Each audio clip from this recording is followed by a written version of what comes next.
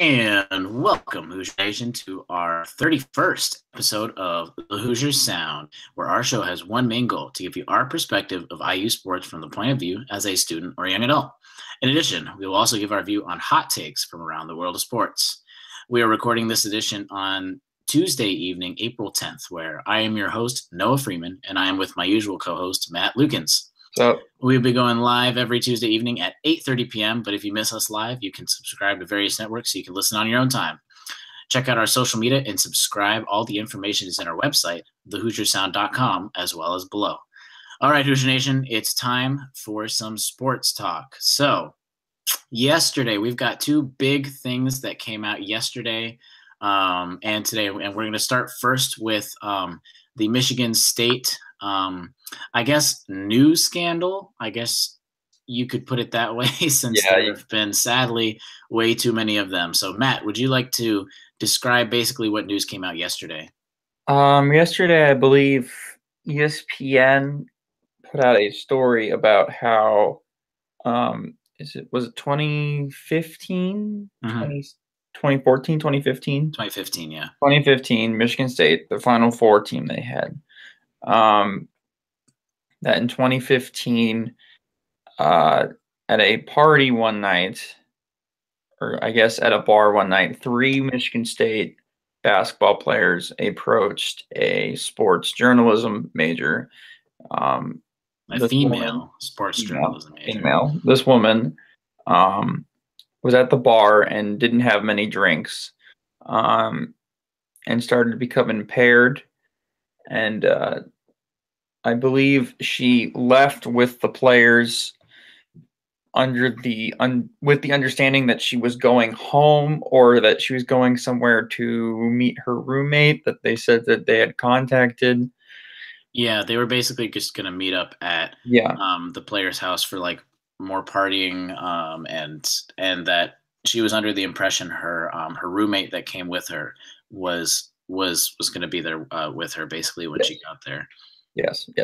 So they got there, and I believe they gave her more drinks, and she became impaired. And if I'm remembering correctly, because I read this about 24 hours ago, she became impaired and wasn't able to really move around that well.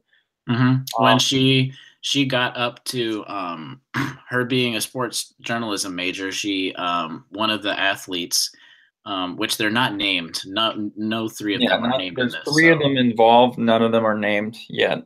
One of them said, "Hey, do you want to go up to my room and just check out all my sports memorabilia?" And her being a sports fanatic and being like, "Oh, this Michigan State basketball player is like wants me to come see all his stuff. That'd be so cool." That she wasn't really thinking, and her being just a little impaired, she thought that'd be so cool. And they gave her she said, I think, quoting something that or generally quoting that, she said she thought she was drinking some water right then. Yeah, she remembered being incredibly thirsty, and she was given a glass of water. The lawsuit says she was, quote, drinking the water when the room went dark, unquote. Yep. And she basically woke up, and they were all over her, and one of them said that she was, in quote, mine for the night, and they proceeded to all take turns raping her. So that's the most PC way possible. You can go check out the story. There's a lot more graphic details on it. But yeah, that was reported yesterday by ESPN and the Detroit Free Press. Yeah, ESPN's got a pretty good lengthy article, I guess, for all of the information that is out right now. It'll give you more in-depth stuff. And obviously, so how does this affect Indiana? Why are we talking about another Michigan State scandal, basically? And we basically thought we'd talk about it because this is not the first time Michigan State basketball has been under watch from more than just the university. We'll put it that way, that they've been watched from outside people. It's not the first time. And we also want to make it clear that they all of this information. So first, she did not She didn't go to the police right away at the beginning. You can get more details later, but long story short, she didn't want to go to the police because her and her friend were underaged, and they had fake IDs to get all the alcohol. So that's why they never wanted to officially press charges, go to the police, because they thought they would get in trouble as well. So now, all these years later, they're not pressing criminal charges right now. So this is what we're going to get into. But right now, it's not a criminal case, and it's just a civil lawsuit, which basically means no one can get arrested in any of that stuff. And she basically just wants more or less stuff like restitution for all of the harm that she went through. She wants policies to be changed, and she wants some like compensation basically for all the emotional damage that happened. So in terms of basketball, because this is still a sports show and IU-centered sports show, Matt and I thought basically, and I think a lot Twitter's starting to agree, is how long can, whether or not Tom Izzo is involved with all of this, how long can Tom Izzo go with all of these scandals and stuff going on without how long can he go basically first being up there in age, and then how long can he go with just story after story coming out before he's either forced out, retires early, or something like that? So Matt, let me get your thoughts on this. Well, I have to preface this with the fact that we're talking about an institution that also is under the crosshairs of the Larry Nassar case. Mm-hmm. So this is obviously an institution that has a lack of institutional control and a lack of a moral compass when it comes to these instances, especially with rape and covering it up, sexual violations of women, and covering it up, because there have been, all of the cases have said how the school basically has just brushed these cases aside when they brought it to school authorities the very first time. She brought it to a counselor that brushed her aside. That said it would get fixed. And said it would get fixed, and nothing was done. Mm-hmm. So this is obviously an institution that has no moral compass when it comes to this. So do I believe that anything will be done to Tom Izzo? Absolutely not. I think the NCAA would have to step in, if anything, and be like, no, you can't do this. And there'll have to be death penalty, like a death penalty. You know, that's names obviously, or that term is thrown around a lot, but like, I don't think we've ever seen a death penalty for an entire athletics side of things. But if there was ever an instance in which this would be kind of applicable, I believe that Michigan State athletics is the prime example of this. I believe with what they've had to go through with Larry Nassar obviously being on campus and what he did to not only Michigan State students, but U.S. gymnastics in general. And the fact that the university allowed that to happen, and then going on to this, and there's been multiple instances of not only rape, but domestic violence in the basketball program and in the football program. I believe that earlier this year there was somebody dismissed from the MSU football program for the same problem. Mm-hmm. There has to be, heads need to roll in the Michigan State, not only just athletic department, but Michigan State administration. And I would not be surprised to see the NCAA put sanctions on that university. Which the president did switch, or remember the after the Larry Nassar thing, the president resigned, and they now have a new president. But yeah, I agree with a lot of the stuff you said with just the institution and how we've seen so many of them, and how we've seen so many of them get brushed aside. Personally, yeah, I don't think anything is going to happen. I don't think, unless, like you said, that the NCAA gets involved and says that this is just enough is enough, which obviously this is another story for another time. But the NCAA stepping on toes, whether or not you think they should or not, if they do get involved, I think that would be the only thing that happens. Maybe they decide to put so many sanctions on the basketball program that Tom Izzo's like, nope, I don't want to deal with this. Well, that's what I'm saying is that, you know, they bring them down to 9 scholarships, which is a lot. That's or not a lot, basically, because even Jim Boeheim got slapped for a lot. Getting taken away 4 scholarships is a huge deal. It doesn't seem like a lot, but only having 9 scholarships is a big deal, everyone. Yeah, 9 scholarships, postseason ban for multiple years and Fines, maybe one less etc. assistant coach. Yeah, something like that. And we also haven't taken, which we won't find out for a while, but still Michigan State was still brought up as a possible school with all of the FBI investigations Right. with giving money and everything, which we're getting into later.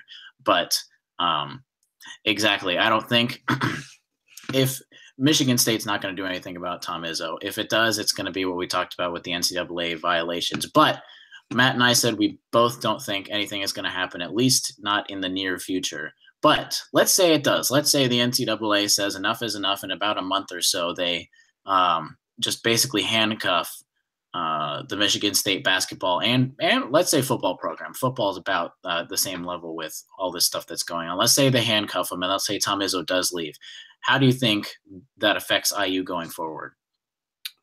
I think it actually makes us weaker. I think having Michigan State in our conference makes the conference better. I believe that attracts recruits and basically makes us better when it comes to tournament time. Because I know the Izzone and the Breslin Center, one of the best venues in all of college basketball. And so going there is like a really, really vital experience for any IU basketball team. It's right up there with going to Wisconsin and then going to the Barn in Minnesota. Like you have to go to those places, you have to win there. And if you don't go and win there, like you're probably not going to be Big Ten champion. So having a bad Michigan State would not really reflect well on the Big Ten, and then that thus would hurt IU. Mm-hmm. I agree.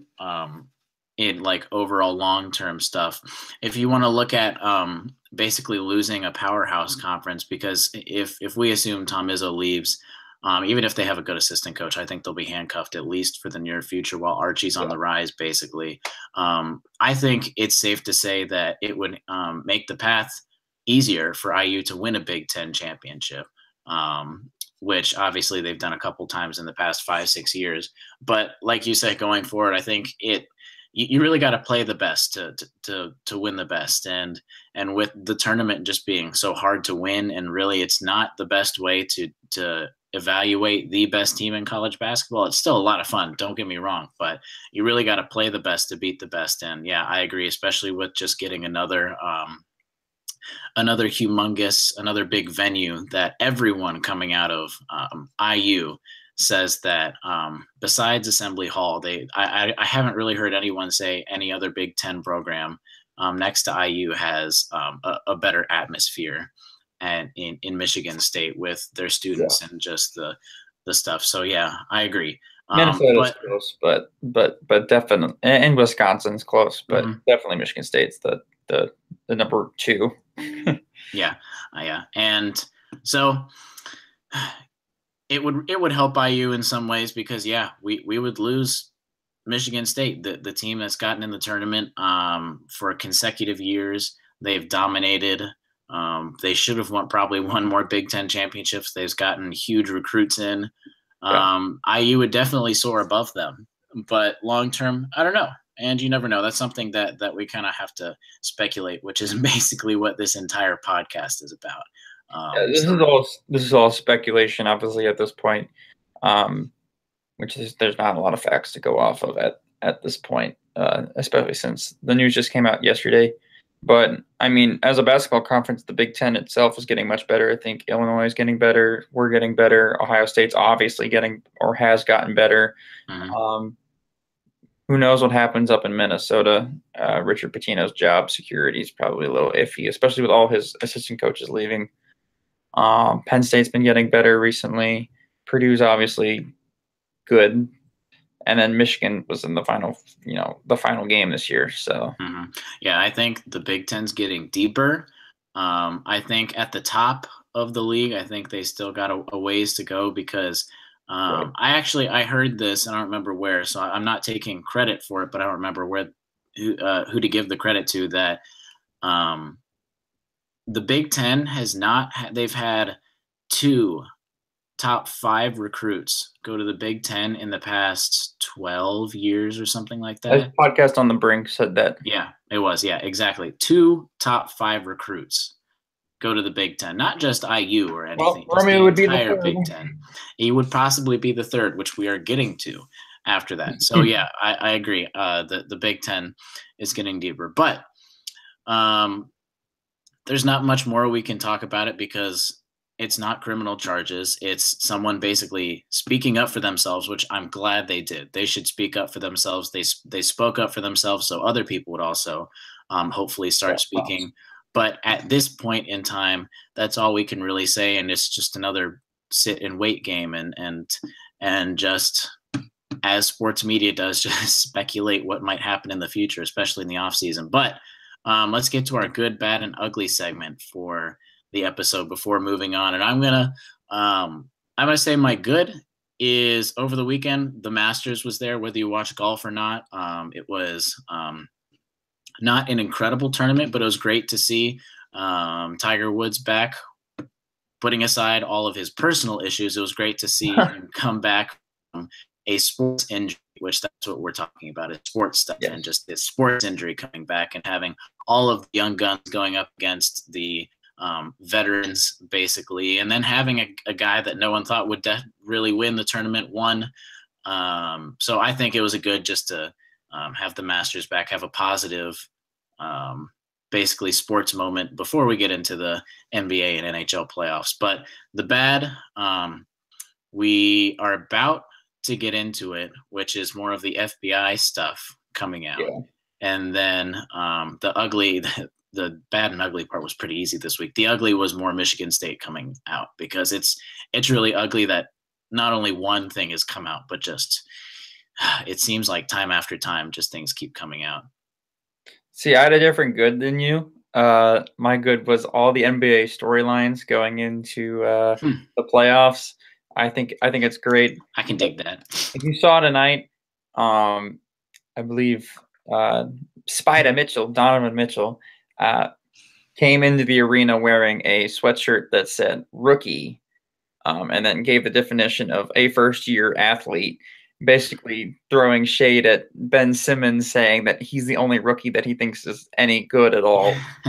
So, and that he should win Rookie of the Year. So I thought it was if you don't remember Ben Simmons' situation, he sat last year because of his injury. And with the NBA, if you don't play during the season and if you play the next season, you're still technically a rookie. They count that as a rookie. Exactly. Right. Yeah. So Ben Simmons probably, that could be another podcast. It might win the Rookie of the Year, but that's what Matt was talking about. So that drama's funny. The fact that the Sixers are a 3rd seed and could possibly make it to the Eastern Conference Finals. The Cavs are the 4th seed and play the Pacers in the first round. So Lance Stevenson on LeBron for like the 19th time in the playoffs.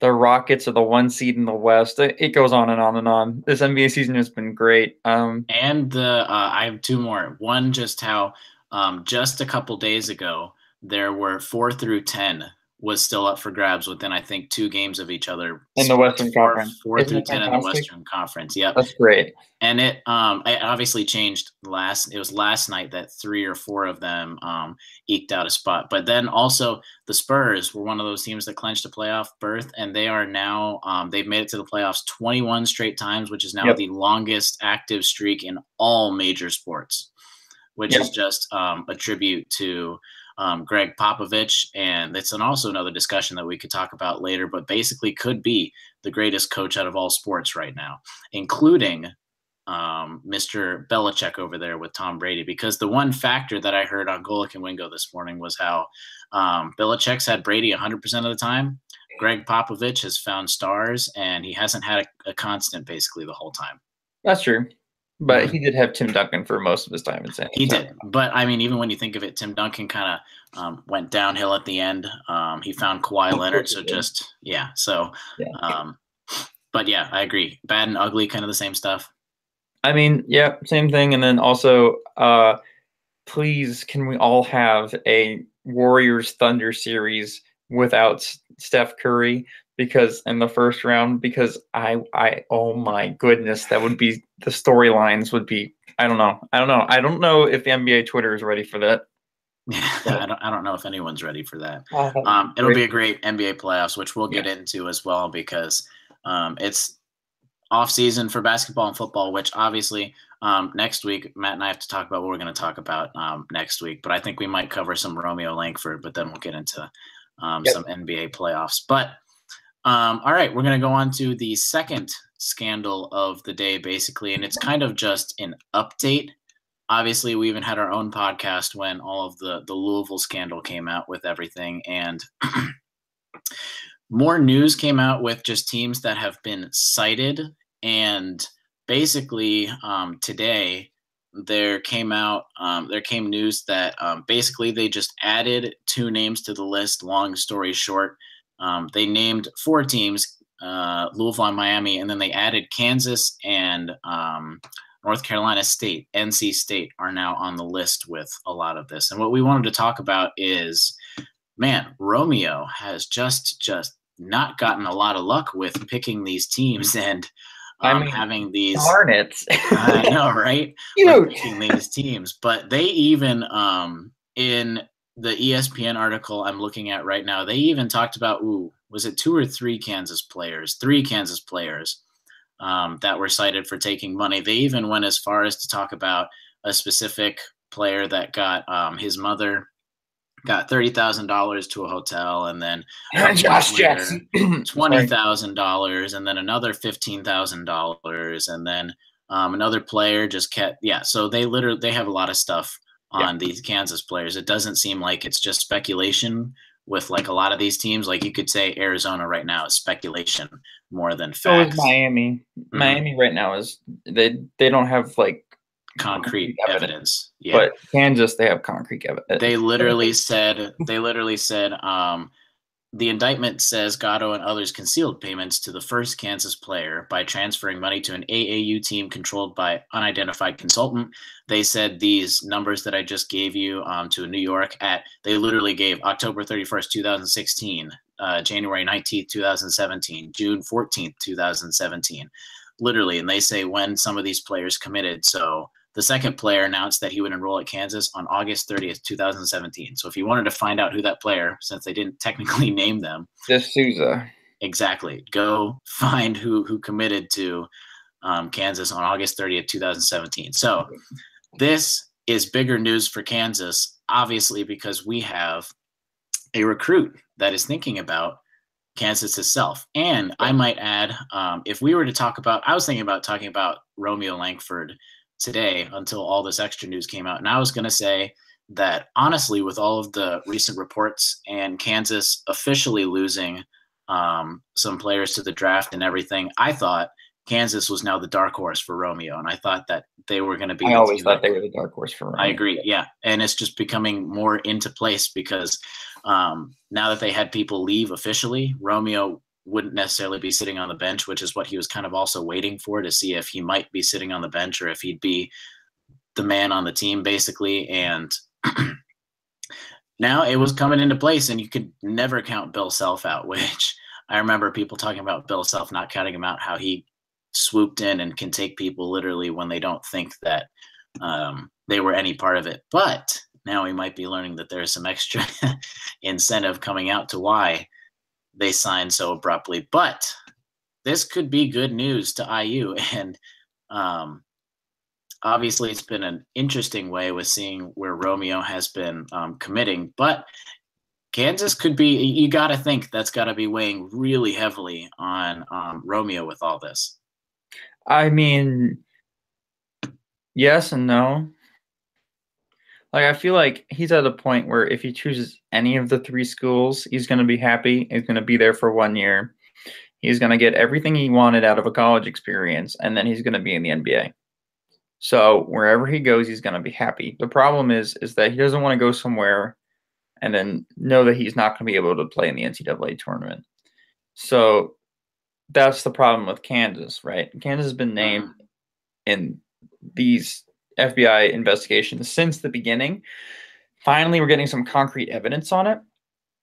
But also at the same time, there's no evidence that the coaches knew about it, so therefore I don't think the program would be hurt in any way. I think this is on Adidas, if anything, which actually hurts us too because we're obviously an Adidas school. So I think I take the information that we're getting right now with a grain of salt. Does it look bad out in Kansas right now? Yes. It looks worse than it did yesterday, at least, Well, or obviously, it today looks than worse it than is yesterday. Yeah. yesterday. Yeah. But, like, you don't know what other information is going to come out. But at the same time, let's not remember we were also named in these investigations through a former assistant coach. So it's not like we're clean, and it's not like Vanderbilt's clean either, because some of Andy's players have been named in this as well. So I don't think this is going to be a deciding factor to knock Kansas out. Is it going to be a knock on their record? If there's more information, more concrete evidence that maybe the coaches knew, then yes, this will be absolutely a knock on their record. But I don't think this has anything to do with his decision yet because there's not enough evidence that the coaches knew. So therefore, the coaches will still be there, and there's not going to be a knock on the program. Maybe some players are going to have to transfer, but like even if the players transfer, like Kansas is loaded next year, so it doesn't matter. So I think if anything, Kansas is. If IU was basically if Romeo, let's say Romeo was leaning towards IU, I think this puts Kansas maybe farther towards, and he's like, oh, maybe I could put it out. If Kansas was his top thing, maybe he starts to think about it a little more. But yeah, I agree with how there's not too much evidence. But then you also got to think just this entire how we've known so little because the FBI has done a great job of not releasing information when they don't want it to. We don't really know what sanctions are going to happen with all of these programs, and we don't know when the sanctions will come either. So you don't know. Maybe Romeo and their parents, because they're upstanding, moral parents, and they're a good family, that maybe they think, I don't know, maybe they don't want to try and even get involved in this. Maybe they don't, because they know IU at least is much less than what Kansas is at or something like that. So you never know. I think it's definitely gonna be thought about on them, especially since they are such an upstanding family, and Romeo is such a nice guy and a nice young high school student. But if I agree, I don't think it's going to be the deciding factor at all. I mean, if you're looking right now, 24/7 has us ahead on the crystal ball predictions. I think they have us at 45%. They have Vanderbilt at 30, and then 25% for Kansas. Mm-hmm. Yeah, I could do math in my head. Sorry, that's what I was looking at. That's why James Harden was talking to you guys. But and that changed today. Vanderbilt went down. I think some people switched over to Kansas, and then somebody from Vanderbilt switched to IU. So you know what that means? Nothing. Nobody knows anything. Mm-hmm. It could be all three schools. It could be any of the three schools. It's always been all three schools, which the Langfords have done a great job. Yeah, I think they're driving everybody crazy because not only have they not announced when he's deciding, because he doesn't know when he's going to decide, but I don't think he knows what he's going to decide on. And everybody's like, how do you not know? The only thing he knows is that it's going to be at the end of the month. He now announced last week, which we'll get into. We'll talk about this more in depth next week. He's going to decide. He's going to announce it in New Albany, and we don't know where that venue is going to be, and we're going to talk about that. So we're going to stay tuned next week for that kind of stuff. And I have a feeling that it's going to be next week, not 2 weeks. I think he's going to get it done before the end of the month. I don't think he's going to wait. He's still playing though. He's still got to play next weekend. That's why he wanted to at least wait till after that. He still plays in Washington next week. The Nike Hoop Summit it's Portland. Yeah, Portland. Yeah, he plays this weekend. There was something else. I don't remember off the top of my head. There was something this past weekend, and then there's another thing next weekend. Well, then 2 weeks. Then sorry, my bad. But like the week after the Hoop Summit. Which so all we know is that he wants to do it in New Albany. And he wants to get the mayor involved, so we can talk about speculation and everything with that. But just new updates, more stuff to just consider and and yeah, just to consider, because we don't know, also, we're not going to know, and we never will know until it happens. Also on the same note, I know Archie's looking for a grad transfer, so we're in for a couple grad transfers. I think one of them is Matt Mooney, who's a guard from South Dakota, I believe. Something like that, yeah. Yeah. So he looks pretty good, 6'3", and then we were in for Ryan Taylor, who went to Evansville, but he's now at Northwestern. So we can take him off the list. So we're gonna be adding one more guard, I think, regardless if Romeo commits or not. So,